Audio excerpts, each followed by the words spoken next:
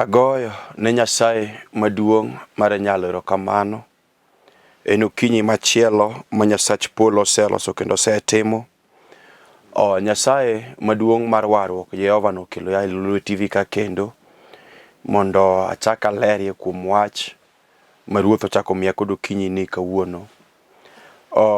Ang'eyo ni Nyasaye in bende oseriti kendo Kristo osetimo ne ng'wono maduong' ahinya. Omiyo yudri kod okinyi sani kingima inyalo yweyo.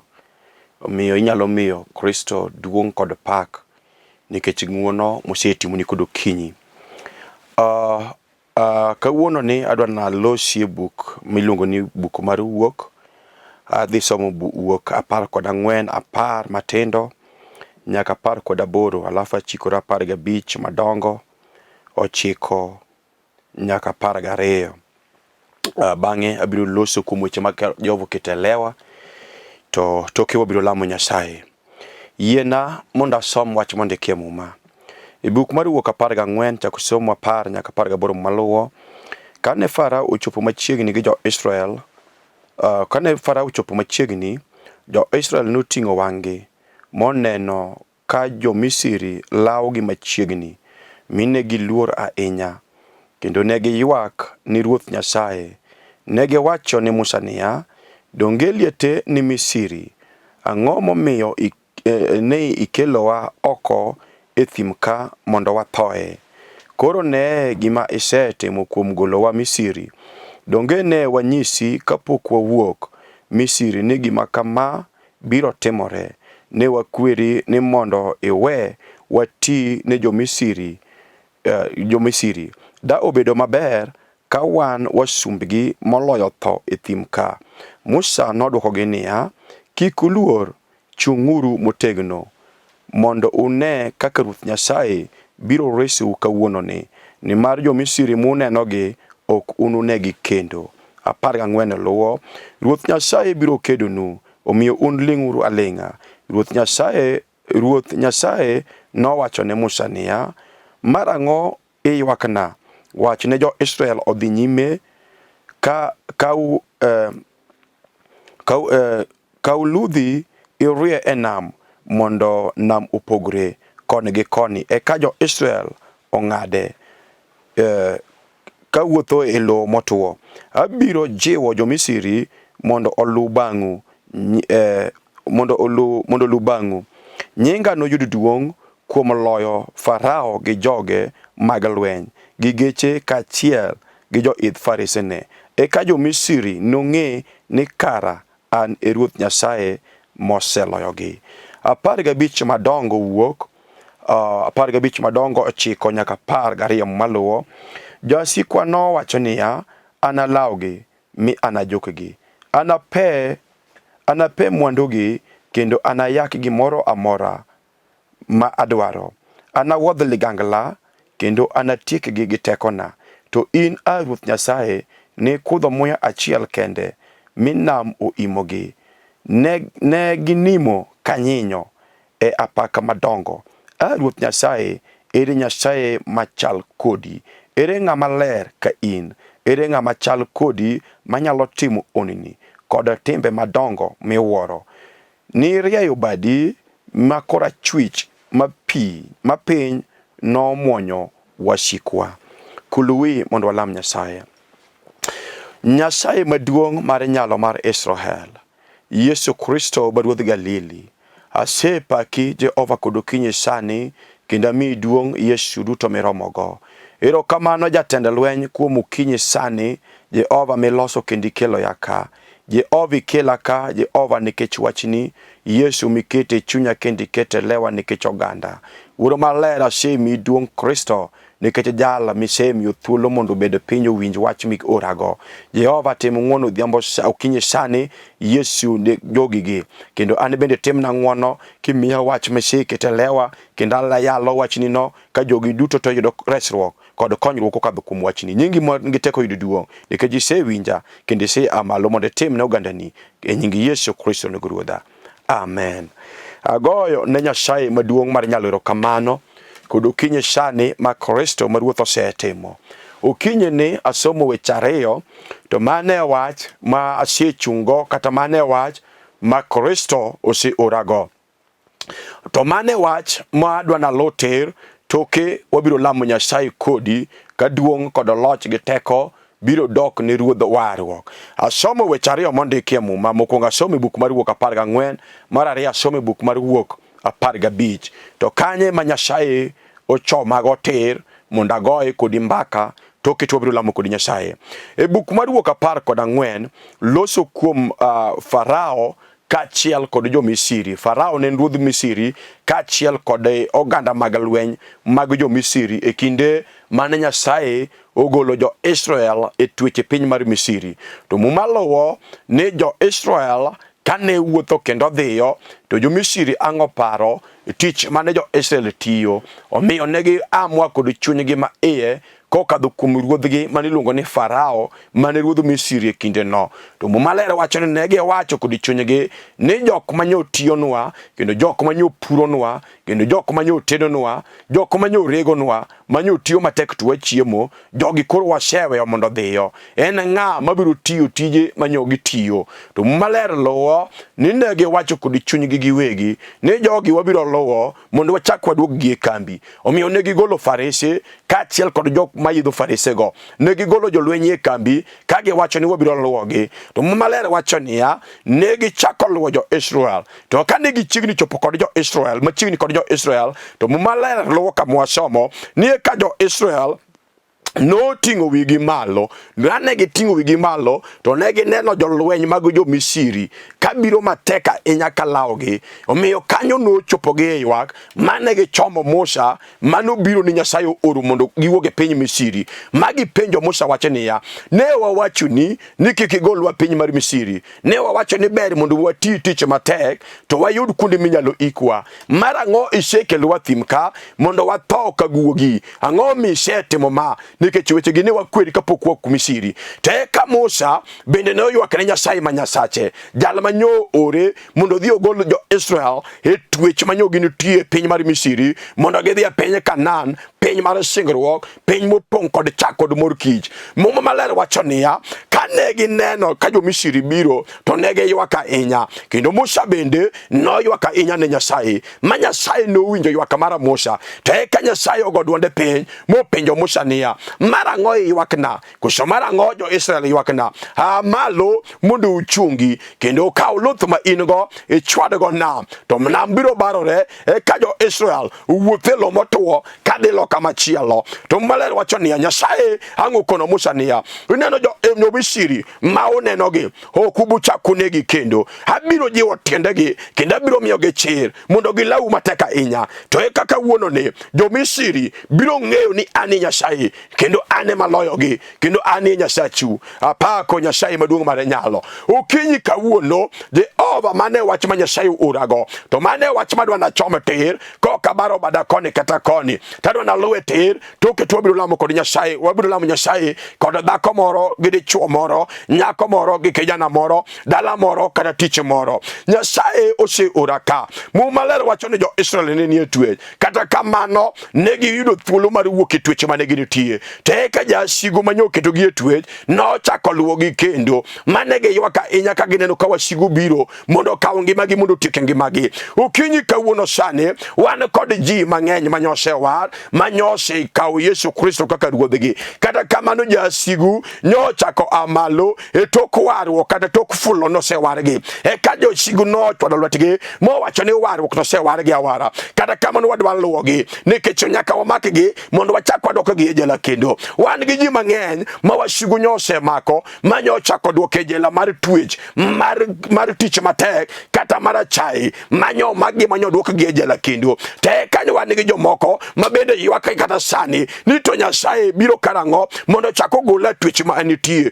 Muma maler wacho niya, jo Israel bende nie twech mana kaka wan gi mon kod chuo mata delni kod miere manie twech kod okinyi sani. Ginie twech matek ma jasigo mako gi moketo gi e twech makata gik mabeyo ma delni moko nigo gin gik mabeyo ok nyal nene dala, gik mabeyo ok nyal nene kiny, kata gik mabeyo ok nyal nene ngimagi. Mano kata ka ng'ato somo moyudo degree mo graduate tiyudo ka gik mabeyo minyalo ne kata gik mabeyo minyalo yudi ok nyal yudu kuome nikech enie twech mar dala mar jo-Misri. Maler wacho niya, jo-Misri nokawo jo-Israel mokete twech ma jo-Israel nobedo kaka gitiyo negi to gichiemo, rego negi to gichiemo. To e kinde mane Nyasaye mar polo no amalo kokadho kuom jatichne Musa mogolo jo-Israel e twech, maler wacho niya, eka jo-asigu nowacho kod kendgi giwegi ni jali onego walugi nikech ng'at mabiro tiyonwa matek onge, jal mabiro tiyo tije manyo jogi tiyo onge, omiyo wabiro lawogi. Omiyo ne gigolo farese, ne gigolo gige lweny mane nie kambi mondo gilu jok manyose ae twech, jok manyose gony, jok manyose bedo thuolo, manyochomo pinygi mar Kanaan. Odhiambo sani kata okinyi sani kaloso kod dhako kata kaloso kod dichuo, wan kod ji mang'eny ma kata ka wargi to gin agini twech adiera, kata ka giwacho ni Yesu Kristo en ruoth ne ngimagi, to jachien mar twech omakogi amaka moketogi mateka. Magik mabeyo minyalo yudi e dala kata minyalo yudu kuom warwo gin gigo ginyalo yudo. Lagi chunje nyo makogi matek, kata gibed lagi chunje mag dala, gibed lagi chunje mag mier, gibed lagi chunje mag remo, nyo lawogi matek mochako makogi. Wan gi ji mang'eny makata kowargi to gik mabeyo jachien ochodo lwete. Nowacho ni warruok tibiro wari awara, kata kamano gik mabeyo mag polo, gik mabeyo mag singruok, gik mabeyo mag warruok, gigo to kobineno kod wang'e. To kawuono kod okinyi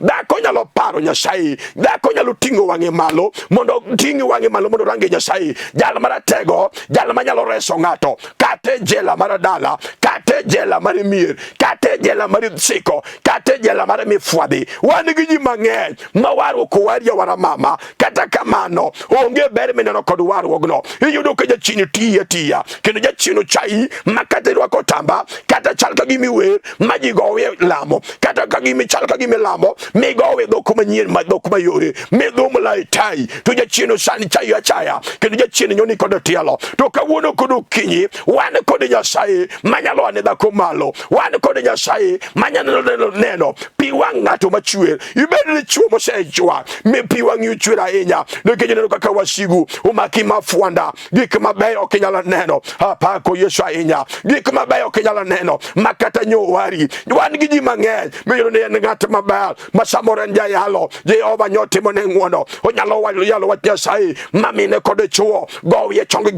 kaywago kod pi wang' ka mon kaw gigi madonge pa. Kata kamano tente yudo kasiko mar dalo make mafuanda dhia kode, makata ka en jalo Kiswahili kata kobed jakwaya to nyalo weyo kwara maber ahinya. Kata kamano wero ne kwayano juchiede mag dala to bang'a kuome ene magik mabeyo minyalo maricho minyalo yudi e dala ene miyudo kuome, ene ma odi osiko, ene ma dala ne osiko, ene ma kenyi ne osiko, magik mabeyo kinyalo yudie. To jo-Israel malo ni kane giwuok e piny mar Misri, ka giwuok ka gidhiyo to gineno ka jasigu luwogi matek ahinya mondo makgi mondo duokgi e jela. To giywak ne Musa magikono Musa niya, ne wawacho ni kapok wawuok e Misri wan kod mon maywa magineno wacho kod adiera, karang'o miyo nyowarwa ok aseneno ala mar warwo, ok aseneno ber mar warwo, ok aseneno ber mar wuotho kod warwo kata mar tiyo ne Nyasaye. To kawuono kod okinyi Jehova chako ora ka kono okinyi sani mondo wachni wach Nyasaye, wachno ngima kendo tiyo to nyalo tiyo ni kod okinyi sani.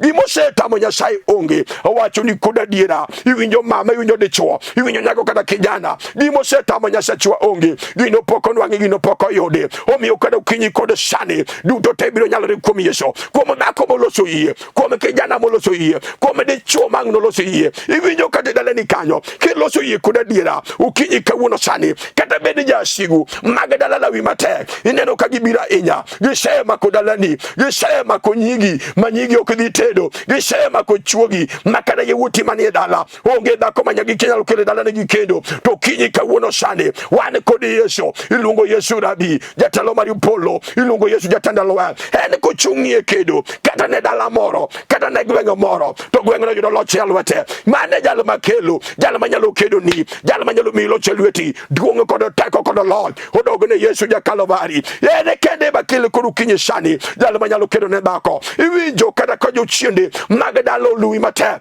nyaka ibong' maka mitiye makata kitiyo to kine gik maber, kata kitiyo titiyo tija Sara, gin gi jolinga linga, gin gi linga linga dira. Dhako tiyo chakre tarik achiel nyaka tarik 30 tek jochiendego amalo miyud ka pesa mane iyudo mitiyo ne kuom ndalo 31 iyudo ka pesa no lamore lweti maka ka pesa no dhi oking'eyo kinde ma pod itiyo jochiendego linga kendo pod gipimia pima to ka kinde machiegni yudo pesa modong ndalo 2 kata odong ndalo 1 mondo yud pesa madikonyi ka jochiendego amalo kod teko gin gi joaga malo ka ng'ato se pango mipango ni gin gi joaga malo ka ng'ato se iko gimonego tim kod pesa ne ka giyamalo kod teko jo Israel kanie yo ka gichopo piny mar sigruok piny ma Jehova nosigo ne kweregi to Mumaler wacho niya ka jasigu oparo tich manyugi tiyo to josigo wacho niya jogi wabiro lowo jogi wabiro mako mondo waduogi e kambi Mumaler wacho niya ka gene giwuo mondo gilaw jo Israel to kane gichigni chopo jo Israel ne chigni chopo dho nam makwar to giting'o wang'egi ka girango chien to gineno jo Misri jasigu kalawgi matek ahinya ka wengegi olokore remo kod mirima mager ahinya ka gisechwado lwetgi ka giwuok e kambi ne wana lawgi wana jokegi wana wuodh ligangla wana tiekegi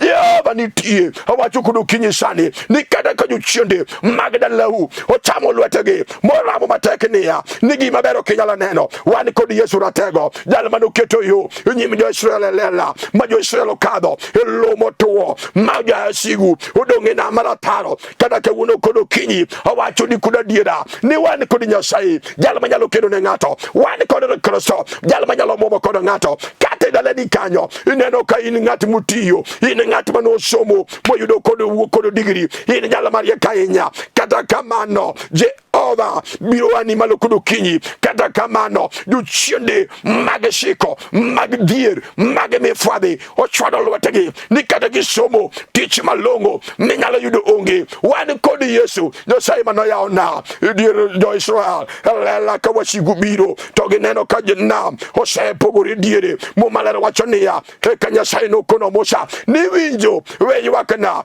ywa malo mondo ikon jo Israel mondo wuothi ti kaw lutho ma in-go ichwadgo pi ka pi biro pogore ka jo Israel wuothe lo motuo ka gidhi loka machielo ani bende kinyi sani iwinjo lutho ma in-go ni yie misemako okang'e ka nitie dhako kata dichuo moro nyako kata kijana momako yie uting'o yie ka lutho e lwete owacho ni kawuono yie ma an-go biro barona yie ma an-go biro loso yo yie ma an-go biro kelo chang yie ma an-go biro miya loch yie ma an-go biro kelo gima onge mondo bed manitie wan kod Nyasaye manyalo timo ni ono iluongo yaono majabura Nyasaye maratego yatelo mar oganda lweny gimosetamo Nyasaye onge omiya wacho ni kod kinyi sani ni duto te nyalo kuom Yesu kende gik moko nyalore kuom rieko mag somo duto te nyalore kuom Yesu gimoko nyalore kuom riekoni manyiwuoge sikul gimoko nyalore kuom pesa manie dalau iwinjo mama kata bedi se thiedhori e osiptende madongo iwinjo dichuo kata bedi se thiedhori e osiptende madongo to duoko onge wan kod Yesu iluongo Yesu duoko jal maratego jal manigi teko onyalo mi duoko e lweti e nyim wasiki kata bedi se tiyo gi pesa isedhi nyaka Amerika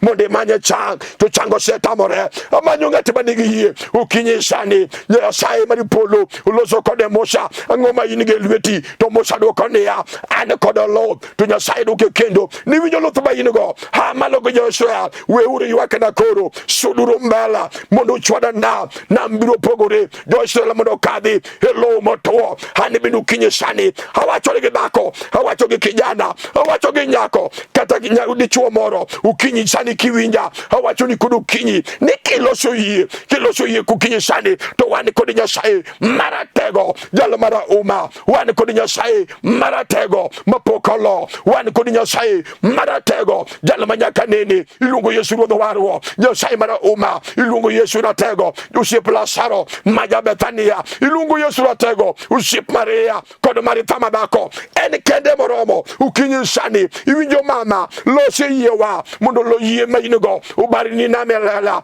nyim jasiki yie ma in-go ukedni lela ka wasiki dong'e nam marataro Mumaler wacho niya Musa ma wuod Ramram hang'owa malo ukono jo Israel nuwinjo weuru luor nikech kawuono jo Misri ma unenogi okunu chagu negi kendo Nyasachewa biro kedo nwa lingura lenga ubiro neno kodo wangu ani benda biro monda kono dala moro mose witogeno ni nitie Nyasaye manyalo kedo ne ngato nyime jasigu wan kod Nyasaye manyalo miyo ngato loch nyime jasigu iwinjo dhako wan gi Nyasaye makada ji ochai e dala ni kanyo kada ji ochai e kenyi ni kanyo ji ochai odi ne gima bar minene delni mamoko ok nyal ne dala ni gima bar mine kenyo moko ok nyal ne kenyi ni wan kod Yesu osana ruodho lwe wan kod Yesu jal manyalo timo ngwono nyenyi weche te wan kod Yesu jal maratego jal mara uma iwinjo mama kada ju chiende uma kodi mafuanda inigi kwe miwinjo mana kajirani onge kwe ma inige od iwinjo nitie Nyasaye maratego jal mara uma mumalero wachonia muso kono jo misiri no winjo jo misiri ma unenogi okunu chakunegi kendo Nyasaye biro kendo nwa Nyasaye biro miwa lo chalala kinde nogo mane Musa ochwado nam kodo lotho man engo mayo barore diere jo Israel no kado nyaka lo kama chielo to kanigi chopo loka jo misiri be no biro mondo temu wukeyo makristo no loso ne jo Israel udu chingo nogo negi donge na marataro gigi magalwen nam no monyogi te kidi modiri diro na Nyasaye no nitie en podutiyo kadu kinyi sani Jehova no podutiyo wani giji mang'eny wachomo mwaka wachomo giko iga wadongi ndalo moko manok madirom ndalo moko apar prario kama mondo iga ni oru umela nitie mono moko makada kama gibeti to gipenyore ne ya benda biro ngado loka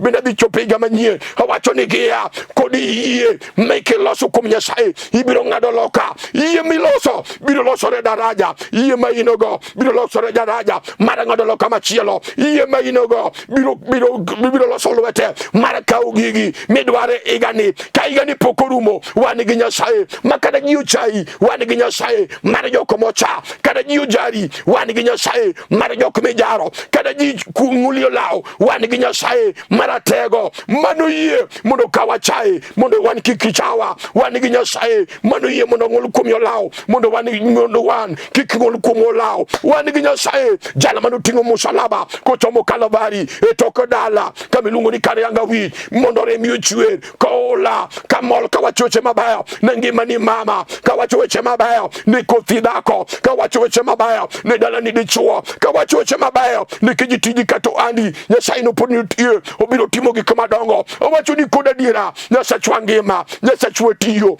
gimo se loy onge gimo se tami bende onge duongo dogo ne Yesu ratego o kangeyo kami winja biro lamo koda ngato moro mo winjo ko selo so iye ma wacho kodo chunye na neno juchinde malawa asenu juchinde magagunda malawa mateka ko chodo lwategi nigi mabero kanyala neno odwana losi yikum Yesu dal manyalo momo koda dal mano loso yo nyimi do Israel ani bendo loso na yo kata chalka gima yo onge karango mbela taneno kuta maduo majasiko keto karango chien taneno kawashika biro mateka inya kala onge mana kala oda kala Kenya na kala onge mana to nitie Nyasaye maratego manyalo mialo chalala owacho ni kuda diera ni kangi loso yie tibiro neno Nyasacha kanga lamu kudi Nyasaye madung mare nyalo Jehova manowara Yesu muse ora TV ka monalare kumwachne muse ketalewa mumalare wachonia jo Israel no kado nyakalo kama chielo jo misiri kano chopo mondo temo no wangayo makristo kata Nyasaye no kete nyimi jo Israel na marataro to chiengno jo Israel duto kachel good farisege kachel kodgigi magalwan negi no medionge na mata handi binda wachuni kudu kinyi ne kanga tangu no losu iye mo wachini iye ma anogo iye ni manga dogo loka iye ma anogo ma yudugo giga iye ma anogo ma logo washika wachuni kuda diera washiki biro nende badege washiki biro ngeyo ni kare yini ngada komo wa washiki biro ngeyo ni kare yini chomo wa washiki biro ngeyo ni kare yini kijana kada nyakomo wa Jehova biro kedo ni mawashiki ngeyo lala mumalero wachonia Musa no kono jo Israel nilingura lenga niketinya sachuwa biro kedo noa majumi shirigi biro ngeyo nikara Nyasaye emoselo yogi nyasachiwa emoselo yogi hani bina wachonia nyasachi biro lochoni Nyasaye nyalo lochoni kate weche mate mineno koko nyalara kate weche mate mineno koko nyalara go kate udi kanyo mineno koko nyalara kate kenyini kanyo duto te nyalo de komi Yesu gimose tamore onge ukinya wachonea mumalere olowo kama ne wasomo karia parga bij matindo tindo ochiko nyaka parga reo muma wachonea wasikwa no wachonea wana laugi wana jokege wana makegi wana wodle gangala ma wana tiekegi anya sai to mumala kiridu pe to mumala wachonea anya sai to irinya sai ne kodomo ya chiela kende mawasikwa no lale nam marataro manegi mawacho ukinye sani wasikyo se chodo lotigi giramonea negima bero kenyala neno kate kenyini kanyo kata moro mo mamono moko negodo kenyegi ino kenyale bedogo kata moro moko machuo negodo kunde magedaki kate kenyegi dichuo ini yongego wani kodi nyasaye maratego maranyalo mumalero wachonia wasikyo Israel no chodo lotigi mageramo mage wachonia wabiro laujo Israel to wabiro jokogi to kwase jokogi to wabiro wodole gangala mo wane tigi pe o kangeo kakeda lewu chal ineno wasigo timango katukinyi sani te kawanigi Yesu osana ja Kalvari wani kodi Yesu osana godo sala wani kodi Yesu osana manya kodi Yesu wani Yesu osana marudu Yahudi jala magira tego jala mara uma de chinonge malongo nyaka ju chine madalewu malau gima ni mata jogo nge malongo ni kumi Yesu duto tenya lora yiwinjo mama ukinyi sani unegale mi kudinya sai o kangeo kiselo so yi ko mwasigu malui mondo nya sai maripolo mundo kedni o mi lo chialala mo mama la wachonia nya sai ko no Israel ni winjo wiro neno kalochonu mondo jo asigu malawu ma jo misiri o ngeni ane nya sai maselo yoge wasigu munenogi o kubucha kunegi kendo ani benda wachukudu kinyi dago kiselo so yi o wacho ni kodo donde jatinya sai ni wasigu malawi wasigu masandi wasigu maikue o kibicha kine kendo kiloso ye dira malamu kodi nyasaye jalmora tvika gimange kudu kinyi ni nyasaye ok di ora nono di over di ora nono ora kodi gimomeyo mono da komoro de chuo moro mono konyere kudu kinyi sani temo mi kudu kinyi dona lamu kodi nyasaye madungu mara nyalo mara oma o kange kamishe winjaye o kange komishe winjaye o kange kama inuti akia wasigu malawi akia juchini masandi akia josigu momakodi mafwanda kata gikauchiegi magelalogo jigi odonje chode ochodo kaguo kato kauchuri okete korba koba chielo wani kodi nyasaye manyalo dade oko maduke kori kendo wani kodi nyasaye maratego maranyalo unegala mege bakomoro okangeo kiserwa koyie to negi kain butu TV dadwani muli TV no moni mrwaki ye mangongo mondo samalamo kodi nyasaye nyasache otimene ngono ko kinyalo chope TV adwani moni gochonge page ko kinyalo gochonge page adwani moni rwaki ye maratego mondo iye mayingo utimni ngono kodu kinyi kada kaini jale matuo ini hospital kaita ini ward wani ginya sai madano utimni ngono sani Jehova majacha ilungo Yesu dakata marda kiteche omumyo kada kaini hospital kanyo ineno kada kiteche ndiko ni wani wathiedo to nyasaye machango ko nyachangene madona misani kada kaini jale matuo kulwi mondo wala nyasaye nyasacha kende wonowa wuro malera midungu kodu kinyi sani de kechin jale maratego jale maniti ruodha mumairo kamano ne keche dakoni ero kamano ne keche de chuogni ero kamano ne keche nyakoni nyasaye maduonga bare nyalo ni ora kakudu kinyi mondalere kumwach mani orago ase yalo Jehova kakani ora ase wachoche mani kete chunya uro malere ero kamano nenge magi nyasaye maduo uro malere mayoro dinore ne Yesu yaune yore manigelwenye ode Jehova kelu kue mapinyo kinyale kelo mafedha gida abu kinyale kelo Yesu ja Galilea musie churu piwa amina yue piwanga bakoni yue piwanga de chogoni itimnege ngono ya negi maloja Kalvari nyingi manege nyalo nyingi mane koroteko Yesu muno yiduwo ero kamani kumse winja kakija winja pela matuone se chango Yesu ero kamano manege wala ni Yesu ra Yehova shera dogo nyingi manege nyalo Yesu muno yiduwo ero kamani rudolowen nekeji se winja kede si amala mode te ne oganda ni kanyingi manege nyalo yiduwo pela nyingi malar nyingi Yesu Kristo no godwa amen. Agoyo ne nyasaye maduongero kamano mose timo ngono kudu kinyi ero kamano kuom se kaw thuolo ni mondi wawinjri kuom wach ma Jehova no orago bed kudu yie ma onge kiawa ni Jehova osetimo ni dwaro mar chunyi to nyasaye biro donje yeni no sasa biro timo ni an luonga Bishop Joseph Odindo aja seme ka kelo kitime kai ajala mowar ase kendo an kod dhako madhako Karen Akinyi manyage miala. Nyasaye osegwedhowa kanyo kod nyithinda boro. Waseneno ng'wono mar Kristo. An wuod Bishop mosenindo, Bishop Patrick Odindo, ma wuod chuodho, ma wuod Seme Kakelo Kitimikai, kod mama na Elena Kiyo manyaka Julu konya. Mama na Nyasaye ogwedhi Elen, mak wach Nyasaye, wakedi, gik mabeyo ne nyimwa, Nyasaye biro timo ng'wono. Nyasaye mondo gwedho wadwa director kata president mar Mana Ministries International, Morris Odhiambo, Roger Saudi, director mar Mana, Nyasaye ogwedhi. Nyasaye ogwedhi Apostle Joseph mano wadwa, director Elkana Uchieng, Nyasaye ogwedhi. Nyasaye oting'u malo kuom tich maber ma utimo. Kendo Kevin, George, Nyasaye ogwedhu. Alice, Nyasaye ogwedhu. Atiyo kod huduma machielo miluongo ni Mana Ministries International. Kidwaro gi YouTube timanyo Mana Missions of Mana, YouTube Missions of Mana, Facebook en Mana Ministries International.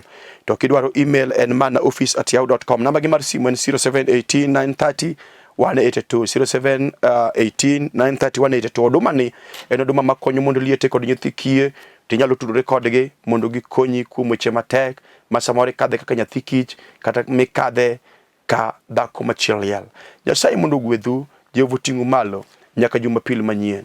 Shalom. Waiting,